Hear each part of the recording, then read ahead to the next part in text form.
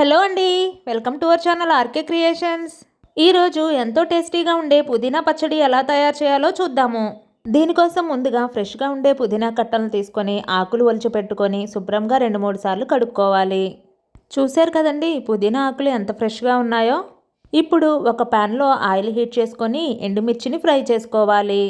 మంటను లో ఫ్లేమ్లో పెట్టుకొని వేయించుకోవాలి. దీనివల్ల ఎండుమిరపకాయలు మాడిపోకుండా ఉంటాయి. ఇలా ఫ్రై చేసుకున్న ఎండుమిరపకాయలను ఒక గిన్నెలోకి సపరేట్ చేసి పెట్టుకొని ఇప్పుడు ముందుగా శుభ్రం చేసి పెట్టుకున్న పుదీనా ఆకులను కూడా వేసుకొని ఫ్రై చేసుకోవాలి. ఈ పుదీనా ఆకులను కూడా మంటను లో ఫ్లేమ్లో పెట్టుకొని ఫ్రై చేసుకోవాలి. పుదీనా ఆకులు మాడిపోకుండా మధ్య మధ్యలో గరిటెతో కలుపుకుంటూ ఉండాలి. ఇలా పుదీనా ఆకులంతా ఫ్రై అయిన తర్వాత స్టవ్ ఆఫ్ చేసుకొని చల్లారబెట్టుకోవాలి. ఇప్పుడు ఒక మిక్సీ జార్లో ఫ్రై చేసుకున్న ఎండుమిరపకాయలు, తగినంత ఉప్పు, జీలకర్ర, వెల్లుల్లి వేసుకొని మెత్తగా గ్రైండ్ చేసుకోవాలి. ఇలా తయారైన కారంలో వేయించుకున్న పుదీనా కూడా యాడ్ చేసుకొని నానబెట్టిన చింతపండు వేసుకొని మెత్తగా గ్రైండ్ చేసుకోవాలి.